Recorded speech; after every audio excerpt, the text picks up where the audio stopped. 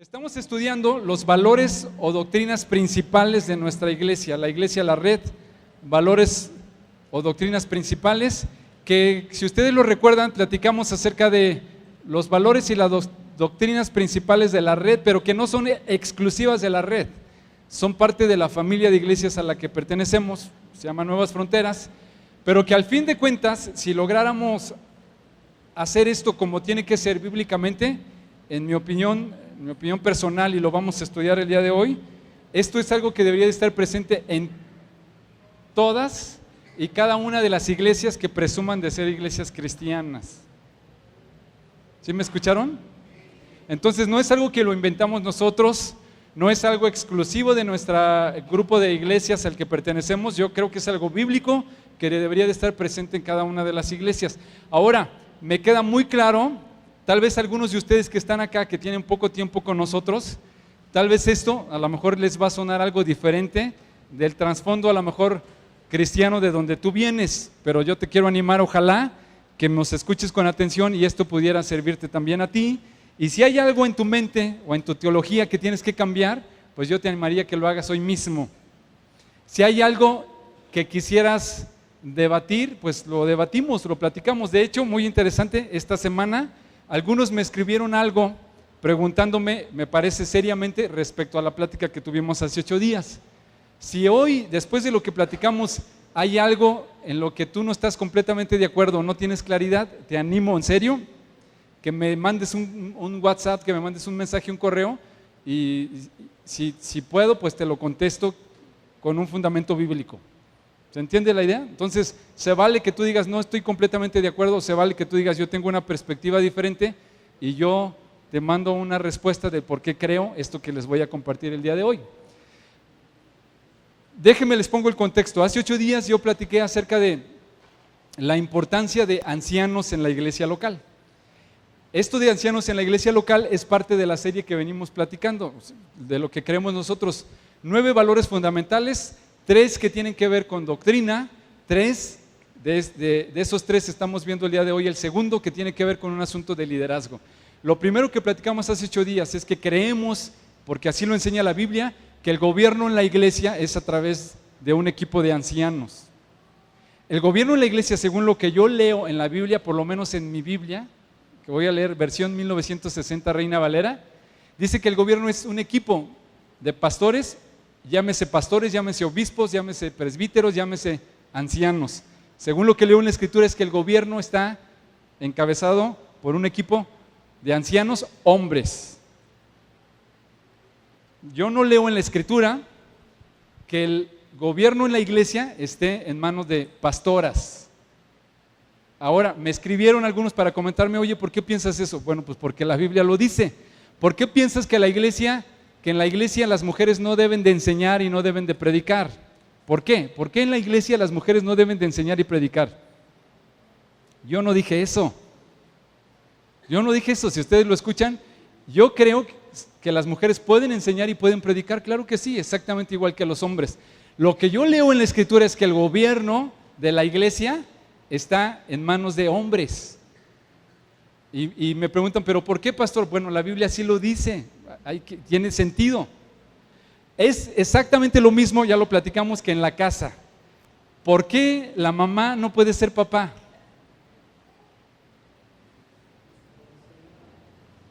¿Mandé? No está diseñada la mamá para ser papá, pero hay casas donde la mamá sí es el papá, ¿están de acuerdo? La verdad es que sí, ¿y funciona o no funciona? Funciona y van adelante, pues claro que sí. Según lo que yo leo en la escritura, no es una perspectiva correcta. O sea, los hombres fueron diseñados para ser hombres y las mujeres para ser mujeres, y cada una de estas personas en la familia tiene un rol. No significa que sea más ni significa que sea menos, simplemente que tienen un rol diferente. Bueno, intenta cambiar los roles y vas a ver lo que va a pasar. Ya saben qué va a pasar o ya saben qué está pasando. Sucede lo mismo en la iglesia. Intenta cambiar los roles en la iglesia y funciona, sí funciona. Avanza, sí avanza. Pero en mi perspectiva, lo que yo leo en la escritura no es la perspectiva bíblica y tiene razón y tiene sentido cómo Dios estableció el gobierno. Y no es una idea que nosotros estamos tratando de proponer. Les platiqué también entonces que este asunto de los ancianos y del gobierno en la iglesia se parece al gobierno en la casa. Y ojalá podamos sacar provecho también de eso. Lo quiero conectar lo anterior con lo que vamos a ver el día de hoy. Leemos en la Escritura que el apóstol Pablo dice que dejó, en el caso de Tito, dejó a Tito para que estuviera en Creta y estableciese ancianos y que corrigiese lo que estaba deficiente. Les pregunté también yo, de repente en nuestra vida como familia, como individuos o como iglesia, necesitamos un referente, alguien a quien tú le puedas decir, por favor, ¿podrías orar por mí? ¿Podrías aconsejarme respecto a esto? Y yo les preguntaba, o les comenté, creo que sí, la Biblia nos enseña ciertas características que podría tener una persona para que se convierta en un referente.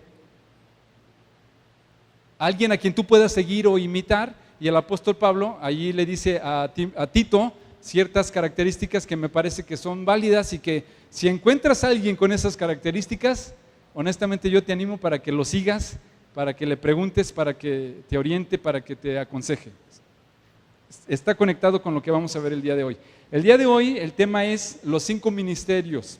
Entonces, por favor, a todos los que ya son parte de esta iglesia, a los que se están añadiendo con nosotros o los que vienen con otro contexto, otro trasfondo teológico, te animaría hoy que escuches atentamente. Tenemos un fundamento bíblico y por favor que tengas la libertad para comentar o para opinar de alguna manera diferente. Los 5 ministerios.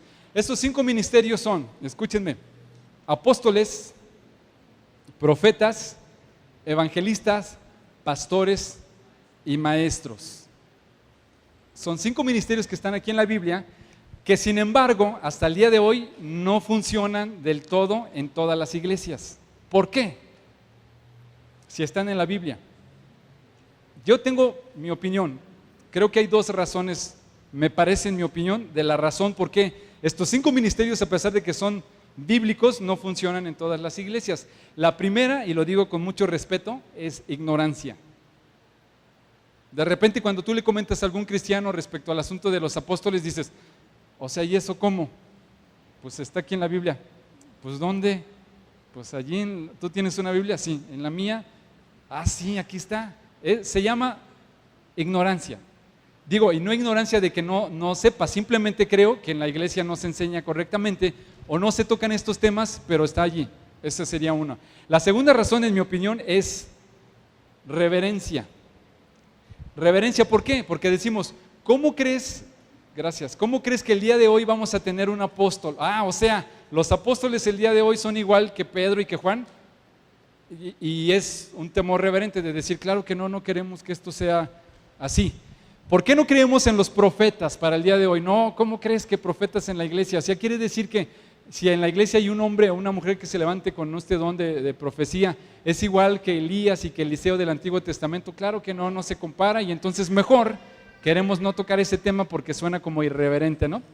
Me parece que en general esto podría ser el asunto. Ahora, también creo que es importante que comentemos esto. Creo que en algunas iglesias, en algunas denominaciones esto ya funciona, aunque no se llamen así. En algunos otros lugares les llaman diferente, pero creo que funciona. El punto, bueno, no estoy aquí yo para platicar la historia de otras iglesias o criticar o comentar positiva o negativamente de eso. Estamos aquí para aprender lo que dice la Escritura, y si lo dice la Escritura y está muy claro, me parece que todos deberíamos de irnos aquí con esa idea y ponerlo en práctica en nuestra vida. Antes de que entremos de lleno a esto, les quiero decir algo más. Si tú estás aquí y dices, ¿cómo se aplica este asunto de los ministerios a mi familia, a mi casa, a mí como persona? Creo que esto nos va a ayudar para esto. Es importante reconocer que nosotros como individuos, como padres de familia, como matrimonios, has pasado por a lo mejor tiempos buenos o tiempos malos y eso te va haciendo madurar. ¿Estás de acuerdo? Pero eso no significa que tú lo sabes todo. Así que yo te quisiera animar hoy que cuando te vayas de aquí, reconozcas que en tu familia no lo saben todo y que necesitamos ayuda de otras familias de afuera de nuestra casa.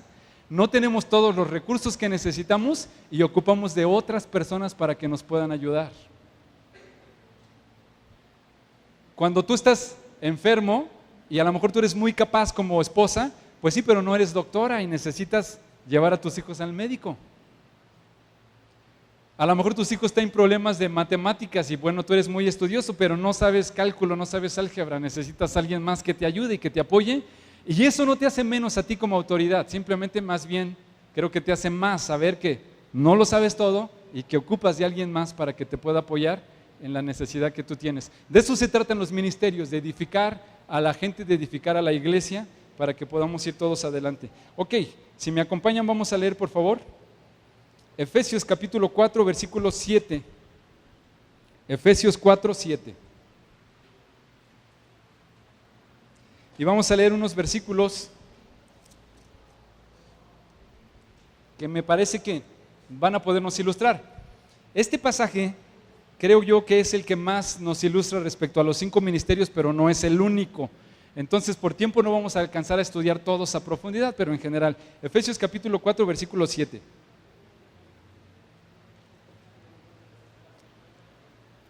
Pero a cada uno de nosotros fue dada gracia conforme a la medida del don de Cristo, por lo cual dice, subiendo a lo alto, llevó cautiva la cautividad y dio dones a los hombres. Y eso de que subió, ¿qué es? Sino que también había descendido primero a las partes más bajas de la tierra.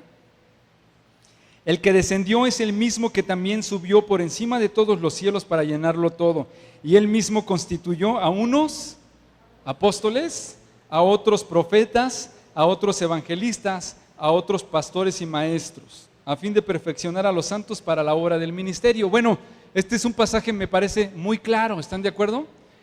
Dios, Cristo, dice, él mismo constituyó a unos apóstoles, a otros profetas, a otros evangelistas, a otros pastores y maestros. Bueno, la pregunta aquí es, ¿por qué durante mucho tiempo hemos tenido pastores, pero no los otros 4 ministerios?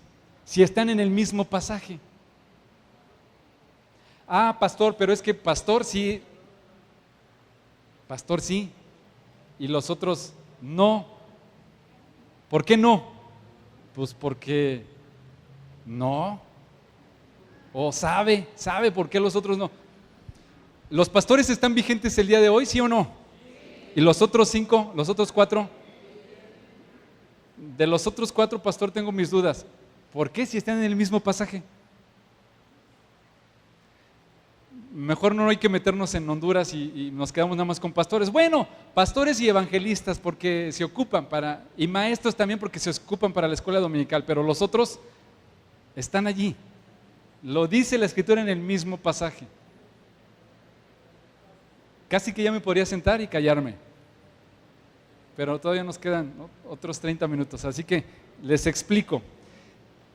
Creo que está claro ahí en la Escritura que los ministerios, los 5 ministerios están vigentes en el Nuevo Testamento. Si ustedes lo leen se van a dar cuenta que no es el único pasaje.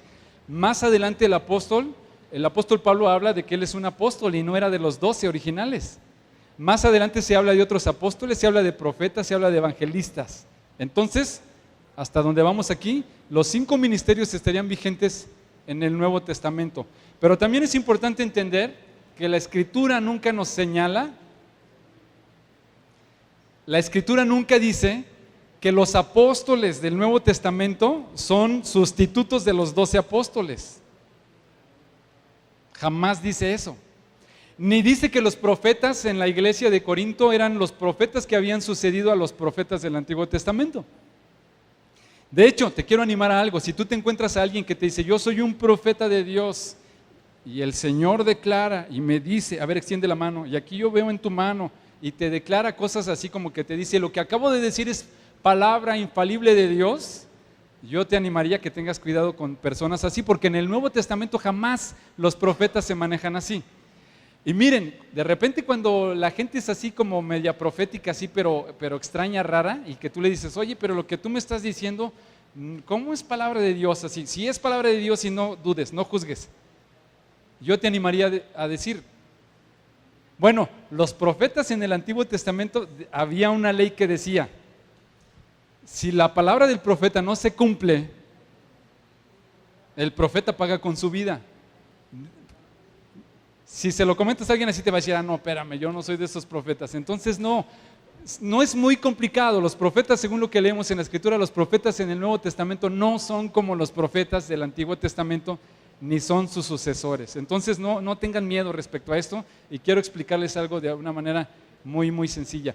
Por eso yo siempre les animo, si tú tienes una palabra profética para decírselo a alguien, yo siempre les animo para decir, mira, te animo que tú le digas, mira, siento que Dios me está diciendo esto, pero tú tómalo y júzgalo. No puedes decir, es el Señor mismo que se me manifestó. No es así. Según leo yo en el Nuevo Testamento. ¿Hasta acá vamos juntos? Ok, entonces, sí están, número uno, según lo que leemos, están vigentes el día de hoy. Fíjense que creo que un problema que tenemos es que estamos tan hechos, por así decirlo, a nuestra dinámica de iglesia, que de repente le tenemos como miedito a cosas que no se dan de alguna manera normal. O a lo mejor creciste en un contexto donde eso no sucedía en tu iglesia, como es el caso mío. Yo crecí en una iglesia donde era muy clara la figura del pastor, donde era muy clara la figura del super pastor. Él es el que todo lo super puede. Y Él es el que ora por los enfermos, el que levanta a los muertos, el que recoge las ofrendas, el que visita a los enfermos, el que, si te dolía la cabeza, le tenías que llamar a Él para que Él te pudiera decir qué tienes que hacer. Entonces teníamos esa figura muy clara, pero lo demás no estaba muy claro, y eso sí nos afecta en nuestro contexto. Yo les decía, miren, para que se den una idea cómo estamos más o menos respecto a esto, se parece un poco esta dinámica y estas palabras de apóstol, profeta, evangelista, pastor y maestro. A veces creo que la iglesia está tan hecha que meterle como estos ministerios, no estoy hablando solamente de nuestra iglesia La Red, sino en general, que si tú quisieras como meter alguno de estos ministerios, desentona todo el asunto. ¿Alguna vez si han ido a Guanajuato, al Callejón del Beso? Tú vas al Callejón del Beso y los niños que platican las leyendas nos cuentan.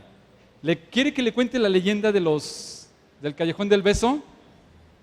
¿Les ha pasado alguna vez a ustedes? Tú vas allí, a ver, platícamela. Cuenta la leyenda que había una vez en estas dos casas, vivía don Capuleto y tú le dices, ¿cómo dices que se llamaban? Y lo interrumpes al niño. ¿En qué año fue? ¿En qué año fue, mijo? Cuenta la leyenda que en 1900 no sé qué, y te lo empiezan a platicar otra vez. Y ya va como la mitad y tú le interrumpes y le dices, oye, pero sí fue la leyenda así. Y nada más tragan saliva y cuenta la leyenda que aquí en este callejón, porque se lo saben tan de memoria que no los puedes interrumpir, tienes que dejarlos a que terminen. Creo que en la iglesia a veces pasa eso.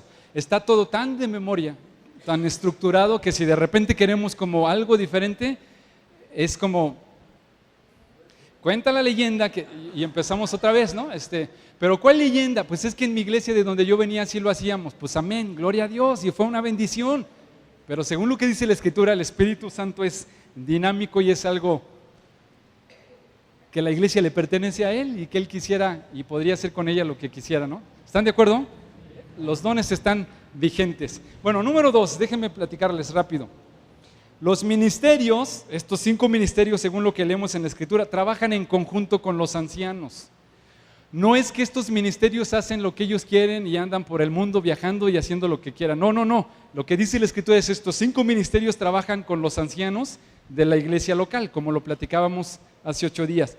Acompáñenme, vamos a leer un pasaje en Hechos capítulo 14. Hechos capítulo 14. Y creo que esto nos puede ilustrar un poco acerca de eso.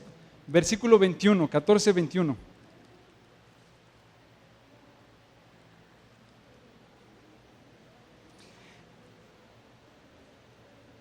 Es el apóstol Pablo, está haciendo un viaje allí por varias ciudades, va con Bernabé, y fíjense la dinámica, cómo funciona con ellos. 14,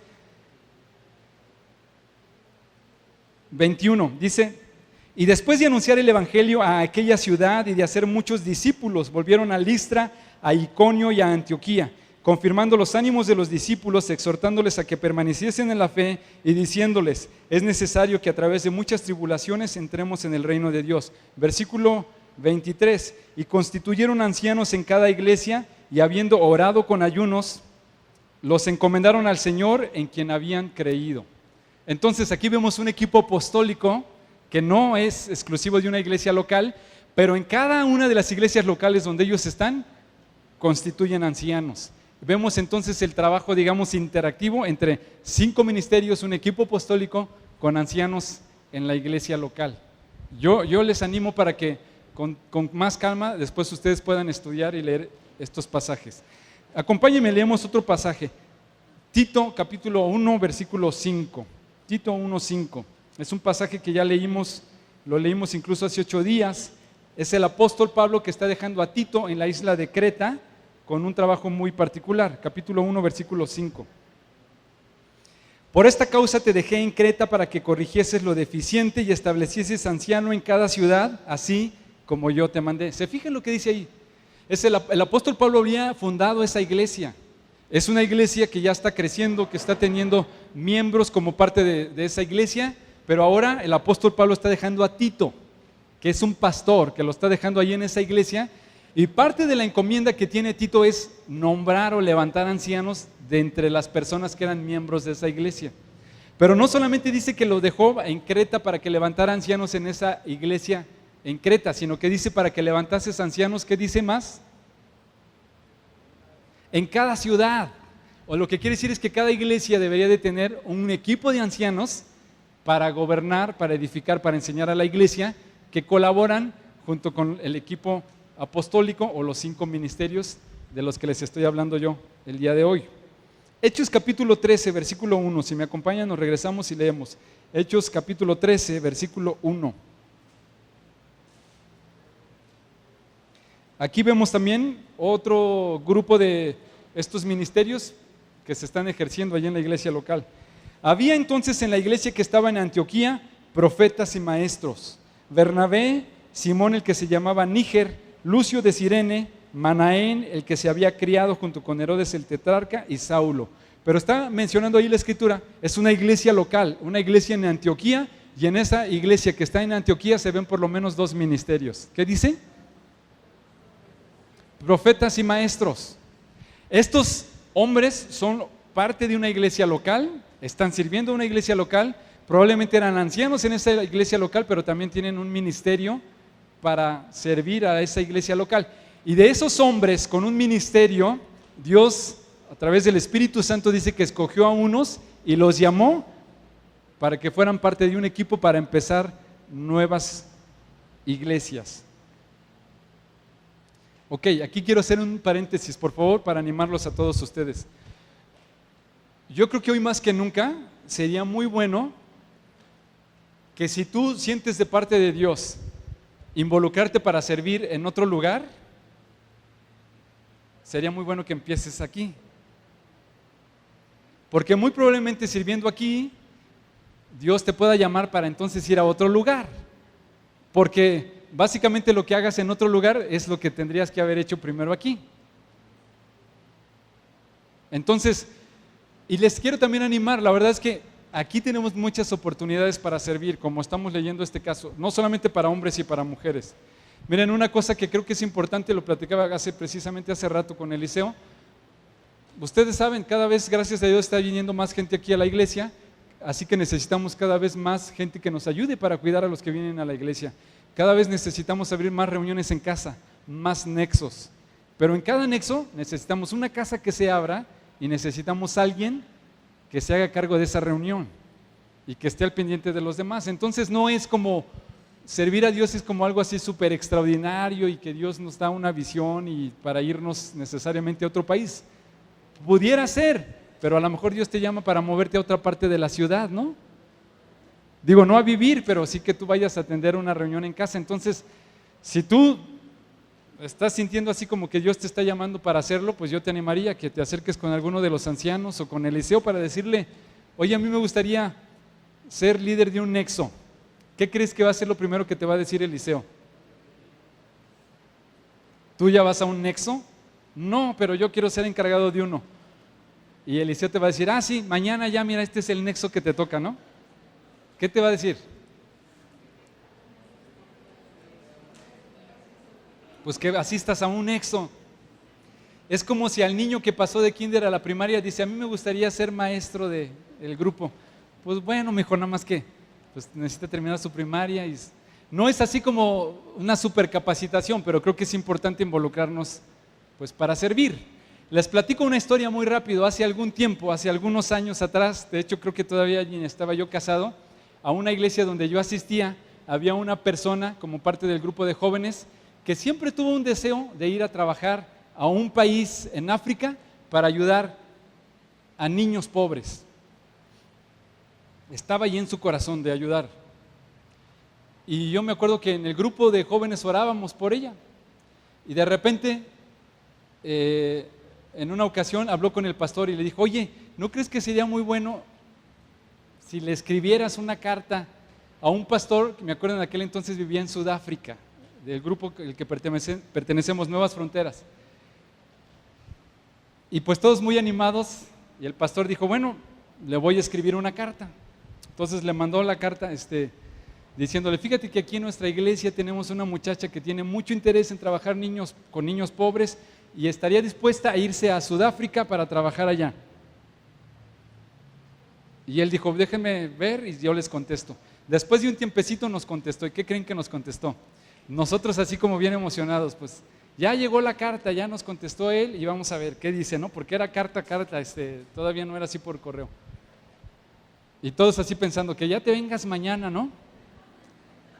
Y él dijo: pues muchas gracias por su interés, solamente tengo una pregunta. ¿Ella ya sirve con niños pobres en su iglesia? No, pero en Sudáfrica sí.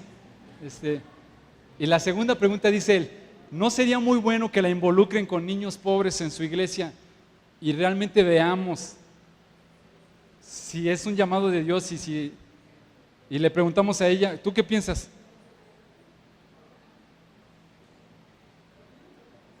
Sí, será. Yo me acuerdo y que si no funciona, pues se regresa, no nada más es de la colonia donde están los niños pobres a su casa. O sea, ¿qué vamos a hacer con ella si estando acá se da cuenta que... Y le platicamos a ella: pues ¿cómo ves? Pues lo voy a pensar, y creo que todavía lo sigue pensando. No sé si me explico, es así como, allá sí. O sea, ¿por qué allá sí y acá no? Entonces, creo que es lo que leemos aquí. Hechos capítulo 13, dice que el Espíritu Santo no escogió a unos de decir: y quiero que me aparten a Saulo y a Bernabé. Pero Saulo y Bernabé aquí ni siquiera hacen nada. En el camino yo les voy enseñando. No, ellos ya estaban sirviendo en la iglesia y fueron escogidos para ser enviados a otro lugar. Entonces, es un poco la dinámica así. Otra historia muy similar a esa fue igual. Conocimos un matrimonio que quería ir a trabajar igual en África. No sé por qué los africanos morenitos atraen mucho pues a la gente que tiene ganas de servir, ¿no? Es que queremos de parte de Dios ir a África y trabajar con niños pobres y que sentimos de parte de Dios, y nos dijeron incluso un país en particular. En una ocasión mi esposa y yo pudimos conocer en un viaje a un pastor de una iglesia con esas características en ese país. Y ahí vamos mi esposa y yo bien emocionados a platicar. Fíjate que en nuestra iglesia tenemos un matrimonio que por años ha estado orando para ir a tu país y servir a los niños pobres. Y se nos queda viendo él así como... Y yo así, pero ellos están orando desde hace años y tienen interés. Y yo me acuerdo que él nada más nos hacía... Y yo le quedaba viendo a mi esposa y yo le decía: pues qué gacho. O sea, yo pensé que iba a decir: mándamelos por favor mañana. Me dijo: mira, lo primero te quiero preguntar, ¿ellos hablan inglés por lo menos? Con trabajos hablan español. ¿Ellos tendrían dinero como para sostenerse y vivir allá? No, pues él creo que ni trabajo tiene. Número 3, ¿ellos ya están involucrados en algo así? No, pues no. Y me dijo: lo que tú quieres es mandarme un problema a mí, ¿no? O sea, ¿qué vamos a hacer con alguien que ni siquiera se puede comunicar con nosotros? O sea, ¿qué vamos a hacer para mantenerlos? Nosotros no tenemos dinero. ¿Y qué les vamos a enseñar algo? O sea, si lo que quieres es ayudarme, por favor no me los mandes. Regresé y les platiqué a ellos, ¿y qué creen que pasó? Lo siguen pensando para irse, porque en serio, es en serio lo que les digo, es un asunto, me parece que, y creo, lo que les quiero decir es que los ministerios nos ayudan un poco para esto. pues tenemos a alguien en la iglesia local que quiera servir, bueno, vamos a involucrarlo a lo mejor para que pues pueda ir a hacer un viaje y reconocer y podemos pedir ayuda a todos los demás, ¿no? Bueno, hasta aquí vamos más o menos juntos, ¿sí? Ok, entonces los ministerios trabajan con los ancianos de la iglesia local.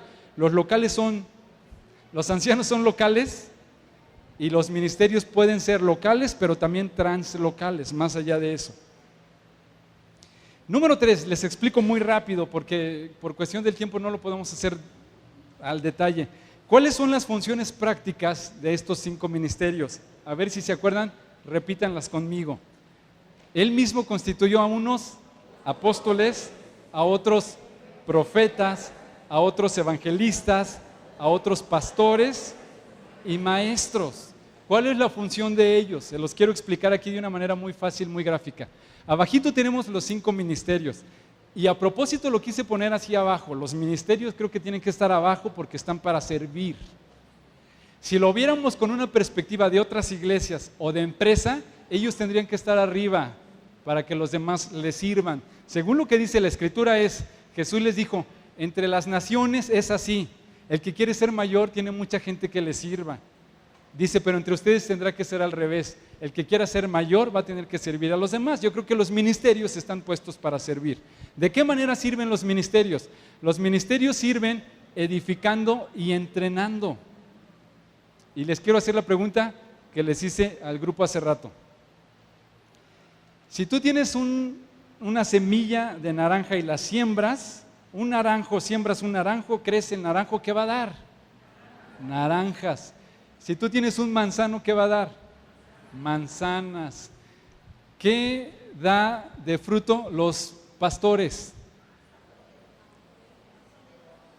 ¿Mande? ¿Ovejas o pastores? Piénsenlo bien. ¿Los pastores dan ovejas o pastores? ¿Cuándo han visto que un pastor tenga ovejas? Y el pastor ahí... No. Los pastores tendrían que dar a luz otros pastores. La chamba de los pastores es cuidar a las ovejas para que se alimenten bien y las ovejas den a luz más ovejas. Por eso los estamos invitando el día 28 de mayo que vengas y traigas, pues no, a lo mejor no son ovejas, cuando llegan van a ser cabritos, ¿verdad? Y aquí se convierten en ovejas. Entonces la dinámica es así y a veces tenemos esta idea. Creo yo que los 5 ministerios están puestos para edificar o para entrenar. ¿A quién van a edificar o entrenar? Los 5 ministerios edifican y entrenan a los santos o a los creyentes, eso dice la Escritura. Y él mismo constituyó a unos apóstoles, profetas, evangelistas, pastores y maestros a fin de edificar a los santos para la obra del ministerio. O sea, estos santos y creyentes son parte de lo que conocemos nosotros como la iglesia, o sea, ustedes. No significa que los 5 ministerios no puedan hacer la labor de la iglesia, no estoy diciendo que no, pero parte muy clara en la Escritura es que estos 5 ministerios entrenan a la iglesia, pero no solamente para que la iglesia, los que son miembros de la iglesia sean más capaces, sean más teólogos, que ya terminaste un curso y luego ya vas a tomar otro y ya eres superdotado, ya tienes la cabeza así muy grande, ¿no? Sino que la iglesia puede afectar ¿a quién? Al mundo. La idea entonces, los 5 ministerios edifican, entrenan a los santos, a los creyentes que son parte de la iglesia para que puedan ir y afectar al mundo y que esta historia se repita otra vez. Y que más adelante allá en otra parte del mundo se fundó una iglesia, se levantaron ancianos y de esos ancianos se levantaron ministerios y de ahí salió un equipo apostólico para ir a plantar iglesias en otro lugar. Esa es la dinámica en la Escritura. Hay algunos que se van, hay algunos que se quedan, pero todos pueden dar y todos pueden orar. ¿Están de acuerdo? Entonces, veamos de una manera muy práctica y rápida qué hacen cada uno de estos ministerios. Número 1 dijimos, y él mismo constituyó a unos apóstoles. Un apóstol, de la palabra griego es apóstolos, significa básicamente un enviado con autoridad. ¿Qué hace un apóstol? Es un enviado con autoridad. Básicamente el trabajo que hacía un apóstol, según lo leemos en la Escritura, por ejemplo, el apóstol Pablo. El apóstol Pablo llega a Éfeso con otro grupo de cristianos. Lo que comienza a hacer es enseñar el evangelio. Cuando hay un grupo de creyentes ya que entregaron su vida a Cristo, les empieza a enseñar fundamentos doctrinales. De ese grupo que ya aprendieron fundamentos doctrinales, los discipula. De esos discípulos o con esos discípulos se forma una iglesia. Y en esa iglesia se levantan líderes que vuelven a repetir otra vez la misma historia. Entonces un apóstol, el trabajo de un apóstol sería establecer verdades fundamentales. Otra cosa que hace un apóstol es establecer, antes no se llamaban iglesias, establecer asambleas. O sea, un grupo de creyentes que comenzaron a juntarse. Pero vean, el apóstol Pablo no llegaba y decía, voy a comprar este edificio y ya tengo mi iglesia. ¿Cuánta gente tienes? No, ninguno, pero yo ya tengo mi iglesia. No, era exactamente al revés. Era un grupo de creyentes y después ya encontraban un lugar para reunirse, ¿no? Entonces, establece verdades fundamentales, establece nuevas asambleas y además es un ministerio acompañado por evidencias. O sea, nadie puede decir, yo soy apóstol y ¿cuál es tu trabajo? No, bueno, en eso estoy. Como los escritores, ¿verdad? Se da mucho eso, los escritores y los empresarios. Los hombres que no tienen trabajo y dicen, es que soy empresario. Bueno, ¿qué empresa tienes? Bueno, no, apenas estoy haciendo planes, ¿no? ¿Pero qué vas a vender? En eso estoy. Pero empresario ya soy. O los escritores, ¿cuántos libros has escrito? No, bueno, apenas en eso estoy. Dice la Escritura, un apóstol tendrá evidencias. Evidencias a lo mejor algo extraordinarias, como el apóstol Pablo, que había señales, milagros y prodigios, pero también en una ocasión, si ustedes lo recuerdan, al apóstol Pablo, un grupo de creyentes le reclama, le dice, ¿cómo sabemos que tú eres apóstol? ¿Quién te puso a ti como apóstol? Y el apóstol Pablo les dice, ustedes mismos son evidencia de mi apostolado. ¿Cómo? ¿Esta iglesia? Dice el apóstol Pablo, yo la empecé y no había nada. Que ustedes hayan conocido de Cristo fue porque yo les prediqué. Entonces ustedes son evidencia del apostolado, ¿no? Entonces, se entiende más o menos, un apóstol es un enviado con autoridad. Número 2, dijimos, él mismo constituyó apóstoles. En segundo lugar, profetas. Un profeta básicamente sería uno que declara un mensaje divino. Escúchenme, un profeta es uno que declara un mensaje divino. Un profeta no es un adivino, esa es otra cosa. Y de repente la gente se pone así como rara, loca, así de que es que yo soy profeta y te quiero leer el futuro y a ver, extiéndeme la mano, tú te vas a casar con... Eso no es lo que dice la Escritura respecto al asunto de lo profético. Es uno que declara un mensaje divino, expone verdades fundamentales, trae revelación divina, que pudiera ser algo respecto al futuro, pero no necesaria y exclusivamente. Un profeta revela cosas del futuro, no necesaria y exclusivamente.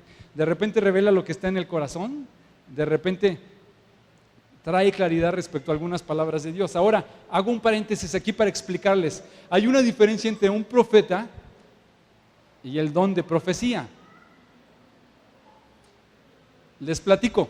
Ayer mi hijo y yo le ayudamos a mi vecino, esto es real, ayer mi hijo y yo le ayudamos a mi vecino porque tenía un mueble que necesitaba cortar. Yo tengo algo de herramienta y saqué la herramienta, fuimos a su casa y le ayudamos a cortar el mueble, clavamos, pegamos y todo, y él quedó contento, o por lo menos eso dijo, no sé si se le vaya a caer, pero dijo, muchas gracias. Ayer mi hijo y yo arreglamos un mueble, por lo tanto nosotros somos carpinteros. ¿Sí, Fili? ¿Dónde está Fili? No, simplemente tengo algo de herramienta y puedo hacer algo. Si una persona está herida y tú la curas, ya eres doctor, eres cirujano. No, pudiera ser que de repente Dios nos da una impresión y dices una palabra profética, pero hay gente, dice la Escritura, que tiene un don profético, es un ministerio. Entonces hay una diferencia entre los dones. Aquí estás, Fili, ya te vi. Arreglar un mueble no te hace carpintero, decir una palabra profética no te hace profeta, ¿no? Entonces, una característica de los profetas bíblicamente en el Nuevo Testamento es que parte de su profecía es para exhortar, edificar y para consolar. Nunca la profecía en el Nuevo Testamento era para avergonzar a las personas, era más bien para animarlos y para que puedan ir. Creo yo que nunca la profecía en la iglesia debe ser para avergonzar a la iglesia, sino más bien para ayudarle y que se corrija y que pueda ir adelante. Número 3, ya les dije, apóstoles, profetas, vamos con el número 3, evangelistas. ¿Qué es un evangelista? Uno o un mensajero que lleva buenas nuevas. Básicamente es un ministerio hacia los no creyentes. Es alguien que tiene una habilidad de parte de Dios para compartir el evangelio con gente que no es creyente. Con gente que no es creyente. De repente creo que una frustración de los evangelistas es que, pues es que aquí todos ya son cristianos, pues es que no es aquí donde tienes que evangelizar, es allá afuera. No con los de allá enfrente porque ellos ya están evangelizados, ni con los de acá atrás tampoco porque ellos también ya están. La idea es con la gente que no conoce de Cristo. Es un ministerio que Dios le da a algunas personas. También es un ministerio, creo yo, que tiene una particular característica para apelar a las emociones. De repente hay gente que le comparte del evangelio a fulanito, pero la gente no, pero de repente llega alguien que es evangelista y le habló de Cristo y después ya lo ves llorando. ¿Y qué le dijiste? No, pues nada, simplemente que es un pecador y se va a ir al infierno, ¿no? Pues con razón. Pero es una capacidad, yo creo que de parte de Dios, de poder compartir algo de Cristo, lo que Cristo hizo en tu vida y la otra persona dice, sí, yo quiero. Entonces, ese es un ministerio pues de parte de Dios. Dice el apóstol Pablo, le escribió a Timoteo, le dice, tienes que hacer obra de evangelista, pero también es importante, dice que los evangelistas conozcan de la palabra de Dios. Es un ministerio que necesita profundizar en la palabra de Dios para ser efectivo. Vamos entonces, apóstoles, profetas, evangelistas, número 4, pastores. Pastores, viene de la palabra en griego poimen, que es básicamente uno que cuida y que dirige. La labor de un pastor sería buscar el bienestar y el desarrollo de las personas. Es su trabajo, es un don de parte de Dios. Es un enfoque más bien local, el de un pastor es algo más local, cuidar a su gente, estar al pendiente pues de ellos. Está relacionado con la enseñanza también, que es el siguiente punto que vamos a ver ahora. Entonces, no sé si hasta aquí donde voy, les voy explicando o les voy transmitiendo la idea que es muy claro de parte de Dios que hay ciertas personas con ciertas características que Dios les ha dado para cierto trabajo en particular. Creo que si lográramos rescatar esto de lo que está allí en la Escritura y cada uno con los dones que Dios le ha dado, nos liberamos para desarrollarnos en eso, será una bendición para la iglesia, será una bendición para la familia. ¿Están de acuerdo? Piénsenlo otra vez, lléveselo a su casa. Si la esposa libera a su esposo para que él sea el hombre que Dios le llamó a ser, en el rol que Dios lo escogió a hacer, yo creo que será una bendición. Si el esposo libera a su esposa para que pueda ser la persona con el don que Dios le ha dado, yo creo que eso será una bendición. ¿Están de acuerdo? Pensé que todos iban a gritar, sí, sí. Si invertimos los roles, eso se nos trae cierta complicación. Yo creo que es importante aquí para la iglesia y es importante también para la familia. Yo sé que más de uno se quedó con ganas de, así como ya ves, te he venido diciendo. Número 5. Se los tienen que aprender de memoria. Apóstoles, profetas, evangelistas, pastores. Número 5, maestros. Maestro viene de la palabra didáskalos. Básicamente es uno que es apto para enseñar. A lo mejor algunos de ustedes aquí tienen ese don de parte de Dios. Fíjense, creo yo que incluye dos aspectos muy particulares. Número 1 es un deseo por enseñar. Si tú tienes un deseo por enseñar, ya tienes la mitad. La segunda parte es un deseo de aprender, porque si no, ¿qué vas a enseñar? Y a lo mejor tú dices, no, a mí pónganme a enseñar, a mí háganme algo y yo lo enseño. O lo bajo del internet, ¿no? ¿Quién sabe quién lo escribió, quién sabe qué dice, pero ahí suena bonito y yo lo digo, ¿no? Eso sería ser un expositor. Pero un maestro, según la Biblia, es alguien que es apto para enseñar. Entonces tiene un deseo de enseñar, pero también tiene un deseo de aprender. Entonces es una combinación ahí de estos ministerios. Básicamente los que enseñan, los maestros, edifican sobre el fundamento que ya pusieron antes los apóstoles y los profetas. Enseñan fundamentos nuevos a los creyentes y enseñan doctrina a los que ya son más maduros. Creo que también parte del ministerio de los maestros es entrenar a otros para seguir con este ciclo. ¿Hasta aquí estamos juntos? ¿Está sencillo, no? Entonces, quiero terminar poniéndoles este ejemplo que ojalá les pueda servir. Con su mano. Cada vez que vean su mano se van a acordar de estos ministerios.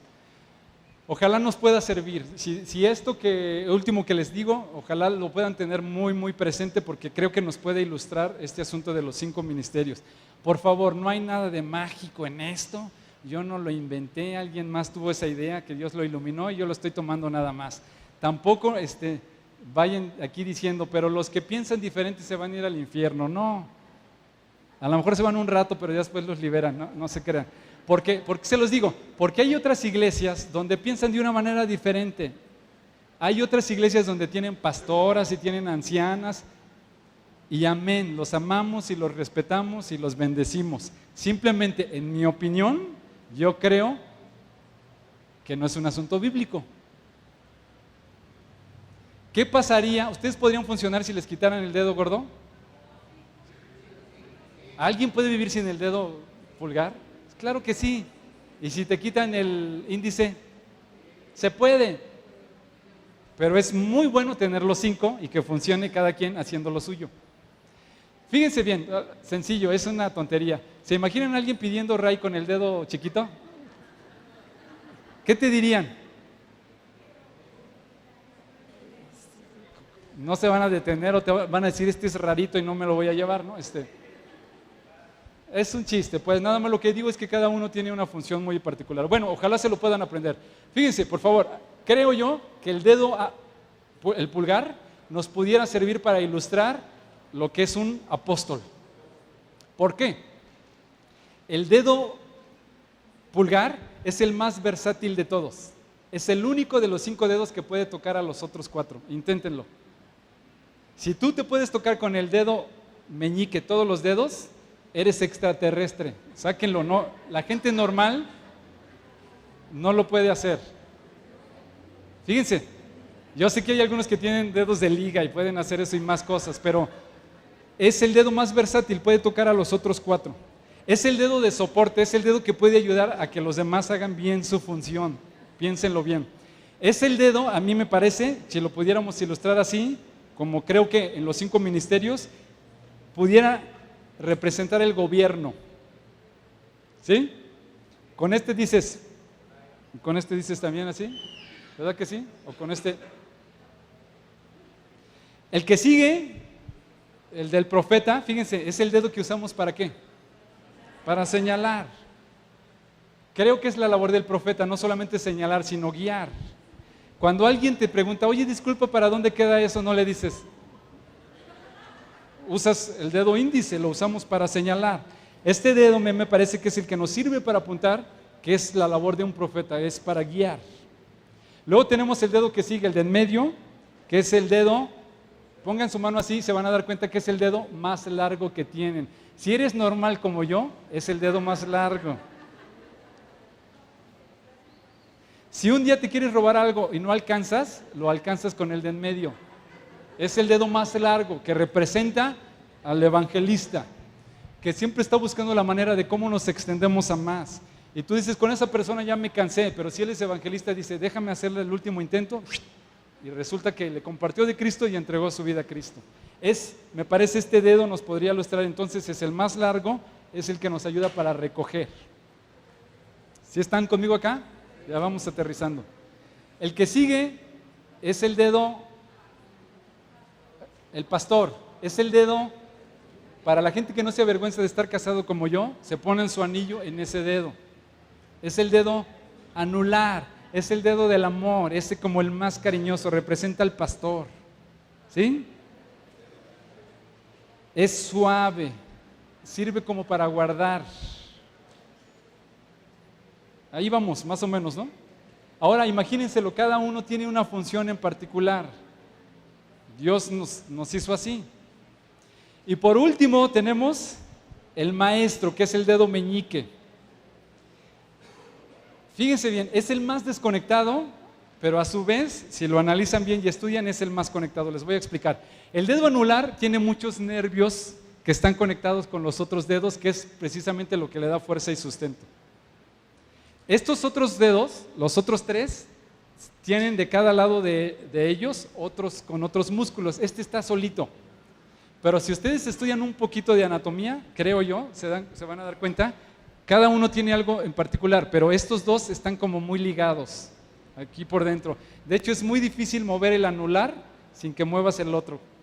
A ver, inténtenlo. Eres extraterrestre. Lo puedes, No les quería decir, pero es la manera en que sabemos que hay gente de otro planeta aquí entre nosotros. Diles, tira la mano y le revisas ahí y no dejes que tus hijos se junten con ella. No se crean. Bueno, hasta aquí vamos a terminar ya. ¿Se entendió la idea? Creo que es una bendición de parte de Dios este asunto de los ministerios. Que nosotros no los pongamos en práctica, o que a lo mejor en el pasado no se pusieron en práctica, no es culpa de Dios, están allí en la Escritura. Es, creo, resultado de nuestra ignorancia, resultado de nuestra falsa reverencia. Creo que Dios nos ha llamado para la iglesia y para la familia, poniendo a cada uno con un don, con un ministerio en particular. Y si nos liberamos los unos a los otros para ejercer nuestro don, sea esposo, sea esposa, sean hijos o ministerios en la iglesia, yo creo que será una bendición para edificar nuestra iglesia y para edificar a nuestra familia. Otro día platicaremos respecto a los dones, porque los dones son diferentes a los ministerios. En mi opinión muy particular, lo vamos a estudiar más adelante, los dones son herramientas que Dios ha dado para ejercer los ministerios. Un serrote no es un carpintero, pero es una herramienta que puede usar un carpintero. ¿Sale? ¿Se entiende la idea? Entonces, que Dios nos ayude, que lo podamos poner en práctica aquí en la iglesia y por supuesto también en nuestra familia. Que Dios los bendiga, que tengan muy buena semana.